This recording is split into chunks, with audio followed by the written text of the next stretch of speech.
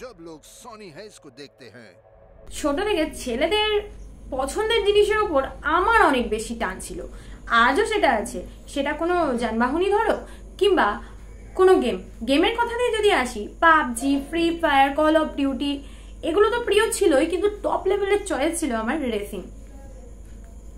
মানে রেসিং যে গেমগুলো হতো, তো সেই ছোটবেলাকে আবারও একবার স্মৃতিচারণ করাতে এবং সেই নস্টালজিয়াটাকে ফিরিয়ে দিতে একটা নতুন মুভি এসেছে হলিউডের তরফ থেকে, যেটা real life sports drama movie, যার নাম হচ্ছে F1। ফার্স্টে আছে ব্রেড পিট। জেনে নিয়ে স্টোরিটা কেমন হলো। সানি টকের সঙ্গে সিনেমার জগতে হারিয়ে যাওয়া আর ছোট্ট করে সবকিছু জেনে না। তোমাদেরকে এটা বলি যে এটা হিন্দি ডাবড ভার্সনে অ্যাভেলেবেল রয়েছে, তোমরা চাইলে হিন্দি ডাবটাও দেখতে পারো। তবে যদি তোমরা হলিউড মুভি লাভার হয়ে থাকো এবং যদি তোমরা ইংলিশটা অনেক বেটার বোঝো, তাহলে অবশ্যই আমি সাজেস্ট করবো এই মুভিটা অন্তত ইংলিশ ল্যাঙ্গুয়েজে দেখার জন্য। স্টোরি হচ্ছে দুজন F1 রেসারের, জেপি অ্যান্ড সনি, মানে ব্রেড পিট, ড্যানসন আইড্রিস। দুজনের মধ্যে একটা কেমিস্ট্রি দেখানো হয়েছে, মানে দুজনের এজের ডিফারেন্সটা অনেকখানি। একজনের বাবার মতো বয়সী আর আরেকজন হচ্ছে ইয়ং জেনারেশনের, মানে ছেলের বয়সী। তো সেই দুজনের কেমিস্ট্রিটা যেভাবে দেখানো হয়েছে সেটা কিন্তু আলাদা একটা মজা দেবে। তাছাড়া এজের ডিফারেন্স থাকার জন্য দুটো জেনারেশনের দিক থেকে যা কিছু, সেই সবকিছু কিন্তু তোমরা এই মুভির মধ্যে দেখতে পাবে। মানে ডায়লগে কিংবা কেমিস্ট্রিতে সেই জায়গাগুলো কিন্তু প্রকাশ পেয়েছে। স্টার্টিংটা একটু কমতি কমতি মনে হলেও রেসের যে সিনগুলো দেখানো হয়েছে ভাই সেরা সেরা, আউটস্ট্যান্ডিং লেভেল। করে সব থেকে এনজয় করবে তোমরা ক্যামেরা অ্যাঙ্গেল, যেভাবে ক্যামেরা অ্যাঙ্গেলগুলোকে রাখা হয়েছে না, জাস্ট মনে হবে লাইভ দেখছো বাড়িতে বসে নয়, ওখানে গিয়ে। শুধু এখানে রেস না, রেসের সাথে ইমোশনও জড়িয়ে আছে।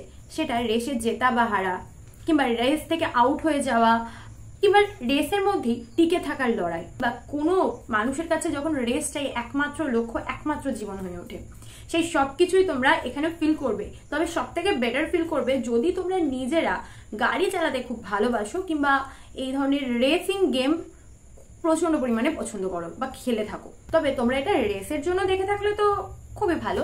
তবে রেস তো ফোকাস করা হয়েছে, রেস ছাড়াও বেশ কিছু টপিকের ওপর এখানে ফোকাস করা হয়েছে। যেমন ধরো তোমরা ইগো, ইমোশন, সেকেন্ড চান্স, ভালো কিংবা খারাপ ক্যারেক্টারের যে দিকগুলো থাকে, মানে পজিটিভ নেগেটিভ দিক। তাছাড়াও টিম ওয়ার্কের উপরে গুরুত্ব দেওয়া হয়েছে।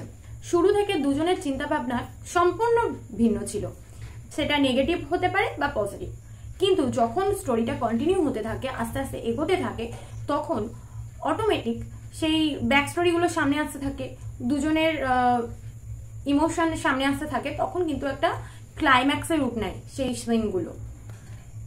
রেসের যদি ফ্যানটা না হয়ে থাকো তাহলেও তোমরা এই মুভিটা কিন্তু এনজয় করবে, মানে ভালো লাগবে। তবে বেশ কিছু বিষয় থাকে, রেসের কিছু রুলস থাকে, কিছু ইমোশন থাকে, সেই জায়গাগুলো জানলে তো ফুল এনজয় করতে পারবে। আর যদি না জেনেও থাকো তাতেও কিন্তু রেসটা তোমরা দারুণভাবে এনজয় করতে পারবে। কারণ আমার তো সব থেকে বেশি নজর আটকেছে ক্যামেরা অ্যাঙ্গেলের দিক থেকে। মেকার্সরা যেভাবে ক্যামেরা অ্যাঙ্গেলগুলোকে রেখেছে বা যেভাবে আমাদের সামনে প্রেজেন্ট করেছে, ভাই কিছু চোখে পড়ুক না পড়ুক, এটা কিন্তু মারাত্মক লেভেলে একটা ভালো লাগা তৈরি হবে। তো যদি তোমরা দেখে থাকো, হলিউড লাভার হয়ে থাকো, তাহলে অবশ্যই বলবো যে এই মুভিটা একবার দেখে নিতেই পারো। এটা কিন্তু তোমাদের জন্য একটা ভালো অপশন। আর যদি দেখে না থাকো তো দেখো, যেটা খুশি। তো সানি টকের সঙ্গে সিনেমার বকবক হয়েছে শেষ। আবার আসছি নতুন মুভি নিয়ে। তোমরা সবসময় থাকো ফ্রেশ, আর যাবার আগে সাবস্ক্রাইবটা করে যেতে ভুলো না কিন্তু।